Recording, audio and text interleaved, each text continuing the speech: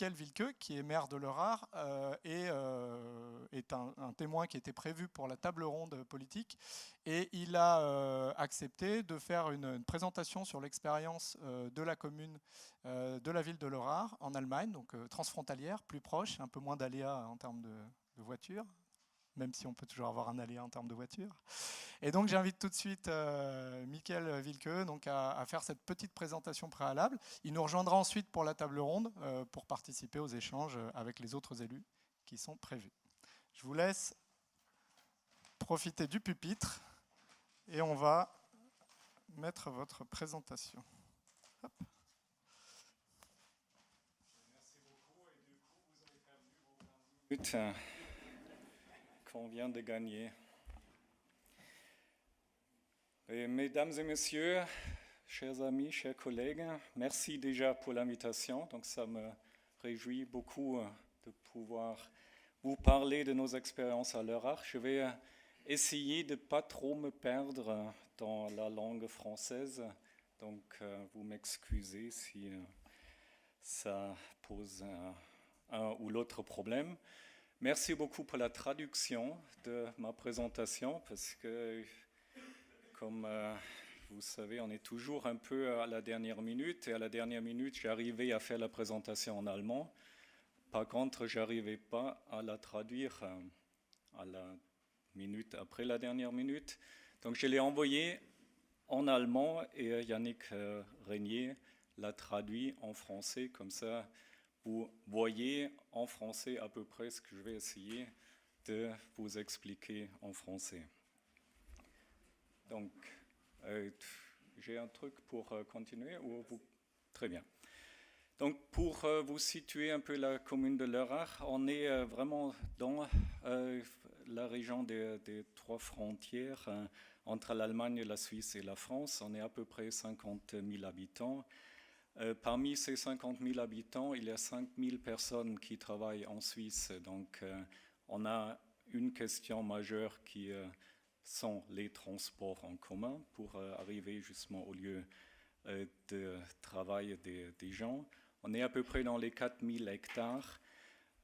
Pour vous situer un peu les deux extrémités de notre commune, on est la porte sud du parc naturel régional de la Forêt Noire du Sud, dont je suis dans le conseil d'administration.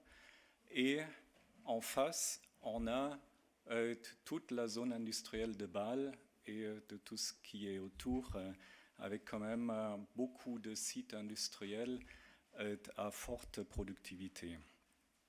En face, on a l'aéroport, l'Euro Airport, avec 7 millions de passagers quand même maintenant sur l'année. Donc, je vais vous expliquer un peu l'objectif de notre travail sur l'énergie, de vous présenter un peu le mosaïque de toutes les choses qu'on essaye de mettre en place, les acteurs, et un peu tirer quelques conclusions. Pour nous, pour moi, le rôle de la commune est peut-être un peu différent à ce que d'autres communes la présentent. À mon avis, la commune doit faire le premier pas. Donc on ne peut pas attendre que la population, l'industrie ou quiconque le fait. Nous, on va le faire. On va essayer des choses.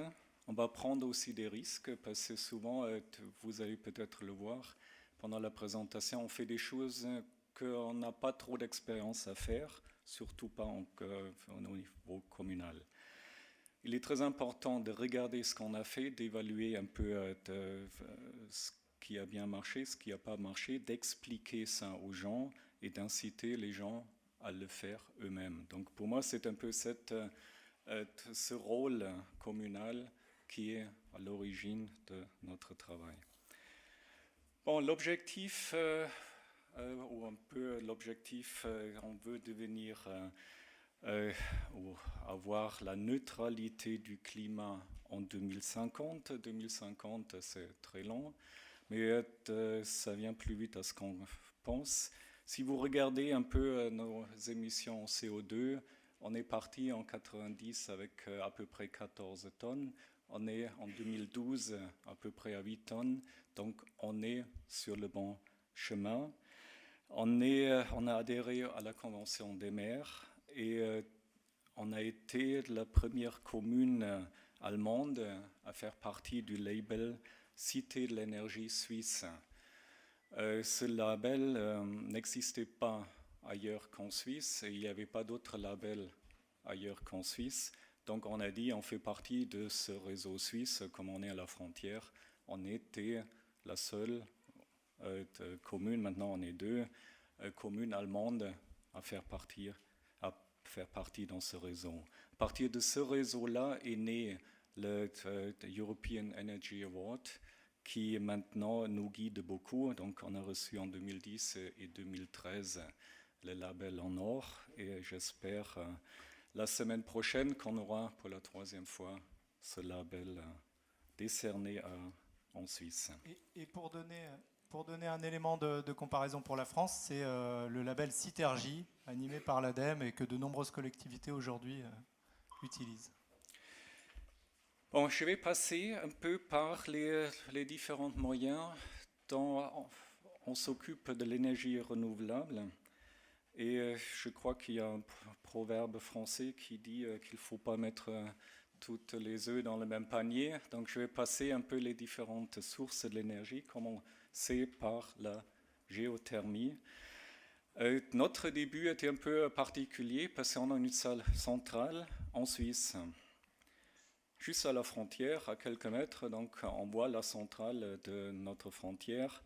Et c'était à 2 km de faire des tuyaux. Mais je ne vous dis pas l'affaire de discuter avec les douanes, de faire passer de l'eau chaude d'un côté de la frontière et de faire passer de l'eau plus froide dans l'autre sens. Donc, c'était quand même, techniquement, ce n'était pas compliqué parce que, je vous dis, ils font de la géothermie profonde, donc ils ont de l'eau chaude et de la faire venir dans notre quartier, dans notre habitation nouvelle, c'était quand même difficile.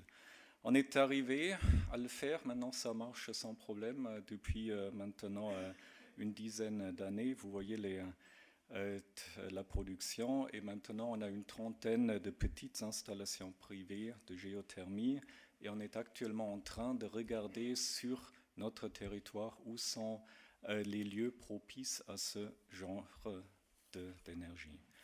Deuxième source d'énergie, l'hydraulique. On a une petite rivière chez nous, on a un canal chez nous et l'eau vient de la forêt noire. Bon, cette année, il n'y avait pas trop d'eau qui est venue, mais en général, il y a quand même de l'eau qui vient. Il y a maintenant 6 centrales hydrauliques, dont une, la plus grande, a été construite avec le soutien de la commune et avec la possibilité à la population d'adhérer et de devenir actionnaire de cette nouvelle société. C'est là, on va retrouver cette idée. Comment est-ce qu'on peut faire participer la population à cette idée-là? Il y a une très très bonne possibilité de faire participer. C'est au niveau économique qu'ils peuvent gagner de l'argent avec ça. Vous voyez, maintenant on a une production d'environ 10 000 MWh par an. Donc c'est à peu près ce qu'on peut produire. Il n'y a pas beaucoup plus de possibilités. La plus nouvelle installation, vous la voyez là, la vis d'Archimède, qui existe depuis un certain moment déjà dans le monde, qui est tellement facile à mettre en place qu'on peut quasiment mettre partout en place. C'est un privé qui nous a demandé s'il pouvait utiliser le canal qui fait partie de notre propriété pour faire l'énergie comme ça. Les réseaux à chaleur, donc il y a aussi un projet de regarder où est-ce qu'on peut les mettre en place. On a fait analyser toute la commune, les 20 zones que vous voyez. On a travaillé avec les fournisseurs en énergie pour regarder où est-ce qu'on peut commencer à faire des quartiers pilotes en ce type de réseau en chaleur. La biomasse, nous avons une chaufferie à copeaux de bois, je ne connaissais pas ce mot, merci pour la traduction, et 4 au granulé dans les bâtiments municipaux. Tout ce qui vient maintenant, toujours, tout ce qu'on a encore au niveau du gaz, c'est à 5% biogaz. Vous voyez aussi un peu les quantités qui sont produites. Et je reviens plus tard sur cette question de biomasse, parce qu'on l'a mis en place d'une façon un peu particulière. Au niveau éolien, on a fait 2 études. Une première étude avec le grand éolien, je dirais, où est-ce qu'on peut mettre, et on voulait le mettre. Si vous parlez avec nos collègues de la Forêt-Noire, ils ne sont pas très favorables aux éoliens. Du coup, on n'en a pas, même là où on pourrait en avoir, parce qu'il y a du vent qui souffle quand même en Forêt-Noire. Mais nous, on a fait l'étude, on a fait vraiment l'étude poussée, et ça ne vaut pas la peine chez nous, même sur les crêtes. Il y a un seul endroit où ça aurait pu marcher, mais il y a tellement de restrictions au niveau de la protection de la nature, des espèces sensibles, qu'après, c'est plus économique. Donc, on l'a un peu enterré, ce projet. Par contre, il y a un autre projet en cours. On fait une étude sur les possibilités de petits éoliens. Donc, vraiment les petites installations qu'on peut mettre dans le jardin, sur le toit des maisons, pour, vous voyez un exemple là, pour les particuliers, pour aider aux particuliers de décider est-ce que ça vaut la peine ou non.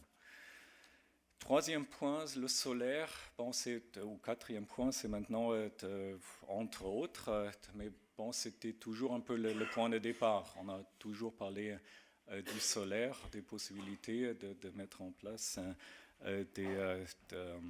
du photovoltaïque et comment ça s'appelle, les collecteurs à chauffage, là,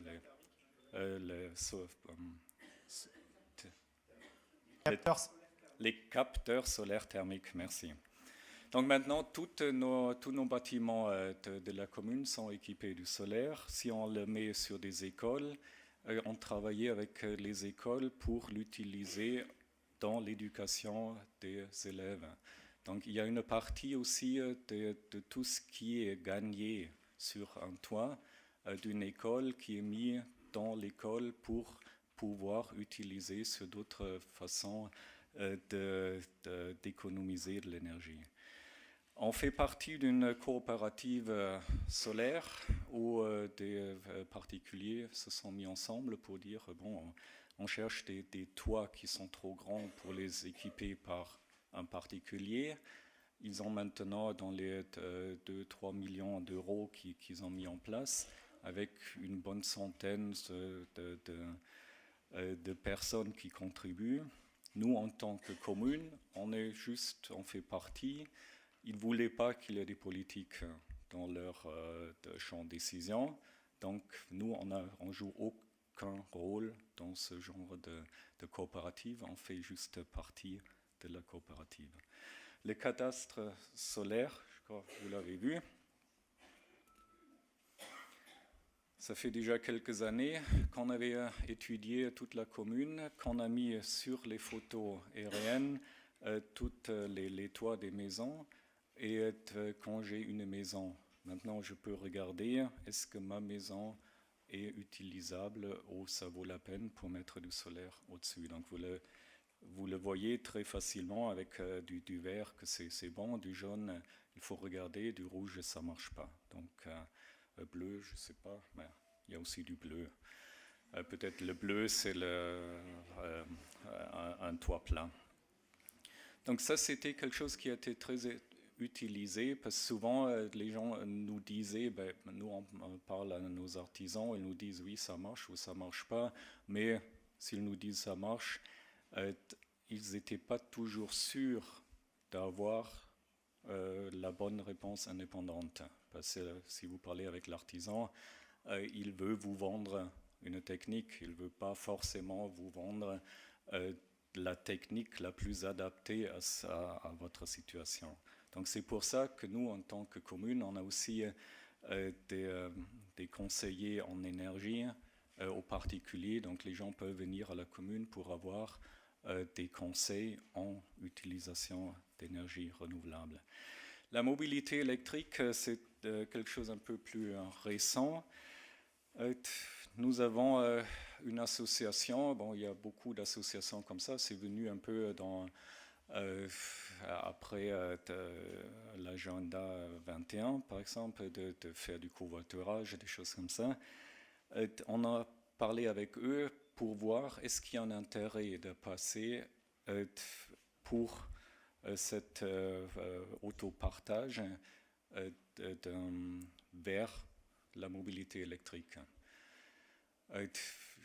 Ils ont regardé avec tous leurs clients qui étaient très intéressés d'utiliser ce genre d'entrée dans la matière pour regarder est-ce que ça marche, est-ce que ça marche pas, est-ce que j'arrive là où je veux aller, est-ce que je reviens, parce que ça c'est toujours la grande question, est-ce que je peux y aller quand je dois aller à Freiburg, je sais je peux y aller, mais est-ce que je peux revenir aussi, parce que, donc c'était déjà une étude marché. Donc on a commencé par l'étude marché. Est-ce que vous le voulez? Est-ce que vous êtes prêt à l'essayer? On a regardé qu'est-ce que ça veut dire au niveau de l'autopartage, parce que là, l'intérêt est d'avoir un temps minimum d'arrêt pour pouvoir de faire avancer les voitures. Par contre, si vous devez charger les voitures, il faut quand même un certain temps d'arrêt pour pouvoir les charger. Donc il y a deux intérêts qui sont opposés. Donc on a vu que ça marche, mais que ça marchait uniquement avec des centrales à charge rapide. Donc on a mis en place, on a essayé de mettre en place des centrales à charge rapide. Par contre, les batteries n'étaient pas prêtes pour cette charge rapide. Donc on a beaucoup discuté avec Renault. Maintenant on a un certain nombre de voitures, le Zoé. Et au départ, ils devraient ralentir la possibilité du temps de charge parce que la batterie n'était pas prête pour avoir la charge totale. Maintenant, ils sont prêts. J'espère, bon, peut-être c'est une fausse idée, mais j'espère qu'on a contribué à faire évoluer un peu les choses. Parce qu'on a, vous ne croyez pas le temps de fois qu'on a parlé aux producteurs pour leur dire mais ce n'est pas la bonne solution que vous avez. Entre-temps, on a dû changer le système parce qu'ils ont changé au niveau des prises et tout ça. Donc, c'était une grande expérience. Maintenant, on a 10 centrales à charge rapide dans notre commune. Donc, avec 50 000 habitants, 10 centrales, une bonne douzaine de voitures qu'on peut louer. Donc, maintenant, on est très, très bien équipé. Et maintenant, il y a aussi une entreprise commune entre l'association qu'il avait fait à l'époque et notre fournisseur d'électricité qui fournit l'électricité hydraulique du Rhin. Donc toutes ces voitures sont chargées avec une énergie propre. Donc ça c'était juste un petit mosaïque et je viens au mosaïque des acteurs parce que vous avez là aussi un certain nombre d'acteurs. Je parlais déjà de la commune. Donc nous, il faut faire le premier pas. On fait des investissements dans les bâtiments, dans notre achat d'énergie, dans les relations publiques et tout ça. Donc il faut qu'on travaille sur la question. On a une commission Ville Énergie qui est née de l'époque où c'était de l'association suisse qui nous chapeautait un peu, qui est composée de 10 citoyens et 10 conseillers municipaux. On travaille avec des entreprises, notamment dans un projet du Land de Baden-Württemberg, ça s'appelle EcoFit, qui a l'intérêt que les entreprises conseillent les entreprises. Donc nous, en tant que politique, en tant qu'administration, on peut toujours expliquer plein de choses. Si un entrepreneur raconte à l'autre entrepreneur ce qu'il fait, ça a beaucoup d'autres, un tout autre effet que si un politique essaie de le faire. On travaille avec les artisans, on travaille avec des opérateurs énergétiques, les coopératives. On a le projet avec les écoles. qui finit chaque année scolaire avec une compétition avec les petits bateaux solaires sur notre place devant la mairie. On travaille avec les consommateurs, un projet aussi avec les gens, les ménages à faible revenu, qui reçoivent un chèque de conseil déjà, où les conseillers ont été formés, c'était des chômeurs à longue durée, qui ont été formés aux conseillers en énergie, en économie d'énergie. Ils ont la possibilité de changer quelques piles, quelques ampoules, quelques trucs, mais surtout ils conseillent. Maintenant, on a, avec ce projet, la possibilité de faire changer aussi les réfrigérateurs, où les ménages doivent payer quelque chose, mais ils doivent payer le même prix d'un réfrigérateur simple. Donc la différence entre le réfrigérateur à haute consommation électricité et le frigo économique, c'est le programme qui le prend en charge. Et on travaille beaucoup avec des associations qui sont très engagées là-dedans. Donc je viens sur 2 méthodes qui sont un peu particulières. Je ne sais pas si ça marche en France, là je n'ai pas trop d'informations là-dessus.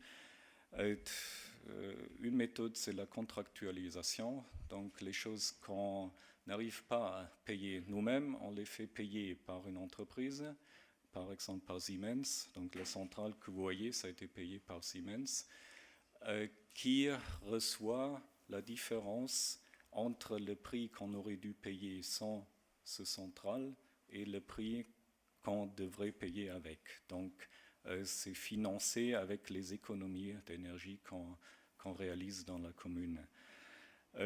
On était une des premières communes à le faire. Vous voyez, 10 ans maintenant, on a beaucoup occupé les avocats avec ce genre de truc, parce que la question qui est responsable, pourquoi on a fourni de l'énergie sur tout notre complexe scolaire. Donc pour avoir une idée à quel point c'est Siemens et à quel point c'est la commune, c'était quand même assez compliqué. On a continué avec ça parce que finalement ça a quand même marché et ça permet un peu à une commune qui n'est pas très très riche d'avoir quand même de faire avancer un peu sur ces questions-là. On a un autre truc qui s'appelle interacting, qui est un peu... je ne l'avais pas trop compris au départ, mais maintenant... J'ai pas réussi à le traduire, pour dire. Ouais, je vais... moi non plus. Mais au moins j'ai compris, et je vais essayer de vous expliquer. Donc on a mis sur un compte 750 000 € sur 5 ans, donc chaque année on a mis des sous là-dessus. On a reçu 250 000 € par un fonds d'innovation, donc commune 50, 500 000 de ce fonds 250. Et on a dit, avec ce fonds-là, on fait des investissements, des petits investissements qui réalimentent le fonds. Donc à chaque petite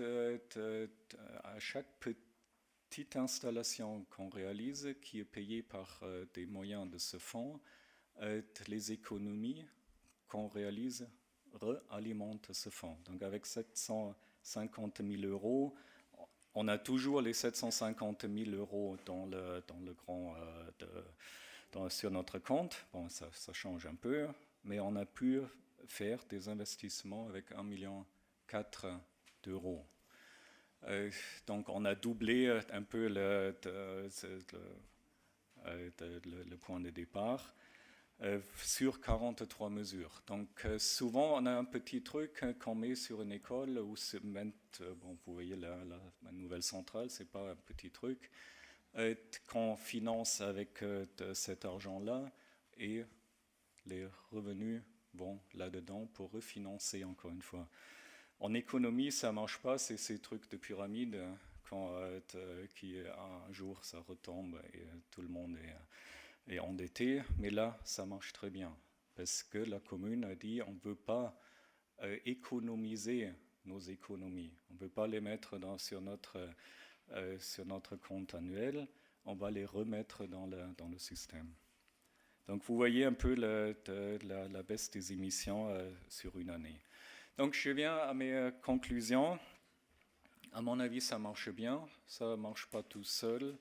Je ne vous dis pas à certains moments les discussions qu'on a dans notre conseil municipal autour des questions notamment de mobilité douce. Mais quand je regarde à Paris, il y a quand même aussi un certain nombre de questions autour de la mobilité douce. À mon avis, il est important qu'on est tous sur le même chemin. Donc déjà, le conseil municipal, maire et les agents techniques, il faut qu'on est sur le même chemin. Ce n'est pas évident. Ce qu'on voit souvent, il y a un changement de maire et l'autre maire a d'autres priorités, au président d'une Comcom ou d'autres choses, où il refait tout à zéro, on repart. Donc pour nous, on est sur ce chemin-là maintenant depuis une bonne quinzaine d'années, 20 années presque. Ça fait 98, je crois, 88, qu'on a employé le premier agent technique uniquement pour l'énergie. Donc ça fait maintenant à peu près 20 ans qu'on est sur ce chemin-là. Et ça continue même après changement de maire et même après changement de conseiller municipal. Donc à mon avis, c'est important. Il faut bien communiquer, il faut bien utiliser les moyens qu'on a.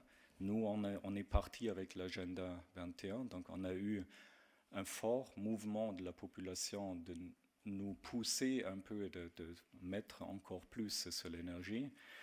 Je vous ai parlé de Citergy, de European Energy Award. On s'est donné l'objectif officiel avec le conseil municipal d'arriver à la neutralité climat en 2050. Donc c'est un objectif inscrit par le conseil municipal. Et nous, on doit rendre compte chaque année, est-ce qu'on est sur le chemin ou est-ce qu'on est un peu à côté. On essaye d'impliquer les décideurs, chaque décideur, pas uniquement les décideurs communaux, de communiquer beaucoup, de dire aussi ça coûte de l'argent. C'est l'idée que tout s'alimenter par tout seul, ça ne marche pas. Si on parle de 2050, il faut quand même investir et on voit peut-être les retombées beaucoup plus tard. Mais là, il faut communiquer là-dessus. Et on a quand même reçu un certain nombre de prix, de labels, des trucs. Ça aide. Donc moi, j'aime pas trop les prix, les trucs. Mais ça aide quand même. Ça aide dans la communication. Ça peut mettre aussi en place une petite cérémonie qu'on rediscute. Ça peut envoyer le maire ou les conseillers municipaux à Stuttgart ou la semaine prochaine en Suisse pour recevoir le prix. Donc ça implique les acteurs et ça implique la population. Et comme ça, à mon avis, bon, c'était la quart d'heure, non, à peu près. Oui, on a un peu débordé, mais c'est pas grave. Donc c'est un peu une certaine partie du mosaïque qu'on essaie de mettre en place pour avoir cette idée. Bon, avec ça, avec une commune de 50 000 habitants, on ne va pas arriver à l'énergie positive. Donc on ne va pas arriver à produire plus qu'on consomme. Mais déjà, si on est à égalité, c'est déjà un bon succès pour une commune à 50 000 habitants, avec beaucoup de moyens différents qu'on essaye de mettre en place. Ce que je voulais peut-être un peu discuter là-dessus aussi. Pour moi, ce qui est important, c'est d'utiliser tous les moyens. Parce que il n'y a que des communes qui disent, bon, maintenant on construit une centrale à biomasse, on va l'alimenter tous les bâtiments communaux et c'est bon.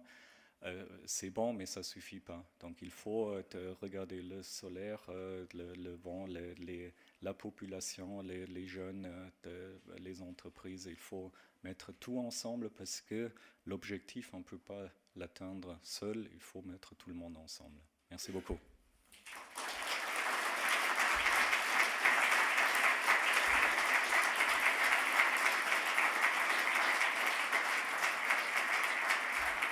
Merci. Merci, très bonne conclusion. Et puis on vous retrouvera dans la table ronde un tout petit peu après. Vous pourrez notamment un petit peu développer ce en quoi la démocratie représentative est un problème pour la continuité. Ce sera toujours intéressant. Non, ou éventuellement, voilà, comment on maintient un cap en dépit effectivement des changements politiques qui sont la nature de la démocratie représentative.